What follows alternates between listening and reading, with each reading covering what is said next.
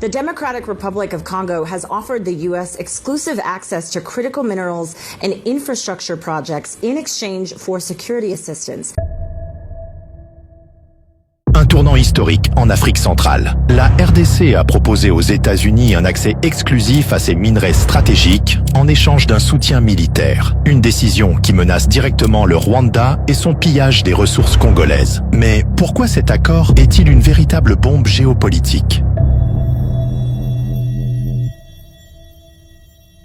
La guerre continue à l'est de la RDC. Face à l'agression du M23 soutenue par le Rwanda, Kinshasa veut reprendre le contrôle de ses ressources en proposant aux États-Unis un accord stratégique. Un accès exclusif aux minerais critiques comme le cobalt, le lithium, le tantal et l'uranium.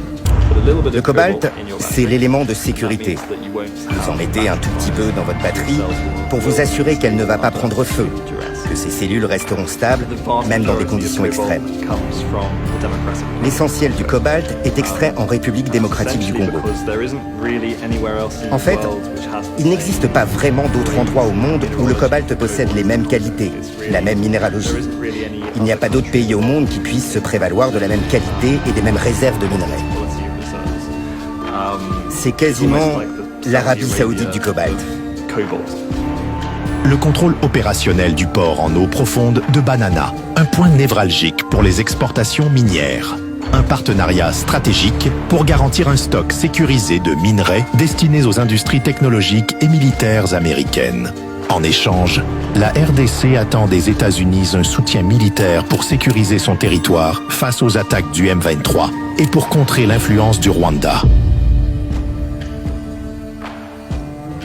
Depuis des années, le Rwanda de Paul Kagame est accusé de soutenir le M23 pour piller les ressources minières de la RDC et les revendre illégalement sur le marché international. Au fur et à mesure que nous sommes entrés en contact avec l'ennemi, on s'est rendu compte que c'était bel et bien l'armée rwandaise qui appuyait cet ennemi et que la guerre que nous menaient ces groupes armés M23 n'était qu'une guerre par procuration. Un rapport de l'ONU de décembre 2023 confirme que l'armée rwandaise a directement participé aux offensives du M23 en RDC. Plus de 4000 incursions ont été documentées avec l'utilisation de chars, de missiles antiaériens et même d'enfants soldats sous supervision rwandaise. Washington a récemment sanctionné 2 figures clés du régime rwandais, James Kabarebe, accusé d'être la liaison entre Kigali et le M23. Lawrence Kanyuka, porte-parole du M23, sanctionné pour son rôle dans les violences en RDC. Ces sanctions sont la preuve irréfutable que les États-Unis reconnaissent l'implication directe du Rwanda dans le conflit congolais. Avec cet accord, les États-Unis mettraient fin à l'accès du Rwanda aux minerais congolais pillés. L'Union européenne commence déjà à remettre en question son accord minier de 935 millions de dollars avec Kigali. Le Congo est une terre bénie. Il possède une richesse géologique et minérale extraordinaire. Ça a toujours été un endroit stratégique. Que ce soit au 19e siècle avec le caoutchouc, au milieu du 20e siècle avec l'uranium, ou aujourd'hui avec ces minerais indispensables à la réalisation des objectifs que la communauté internationale a adoptés. Les États-Unis ont identifié 50 minerais critiques pour leur industrie. La RDC possède d'importantes réserves de 10 d'entre eux, dont 70% du cobalt mondial, indispensable pour l'aéronautique et la défense. Lithium, tantal, uranium, clés pour les nouvelles technologies militaires et énergétiques.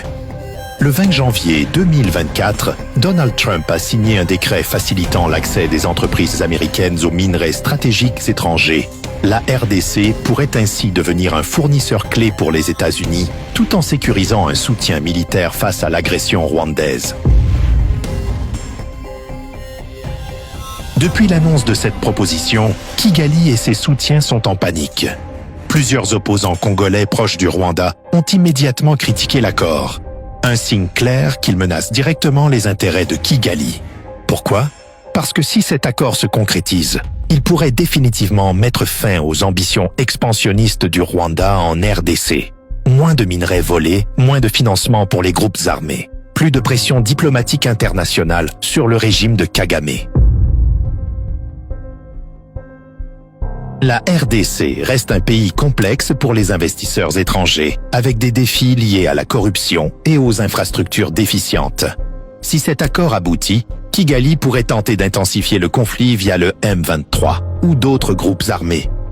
Pékin, qui domine actuellement le secteur minier en RDC, ne restera pas les bras croisés si Washington prend une place stratégique dans les mines congolaises. Si cet accord est signé, il pourrait marquer un tournant décisif pour la RDC et toute l'Afrique centrale. Mettre fin au pillage rwandais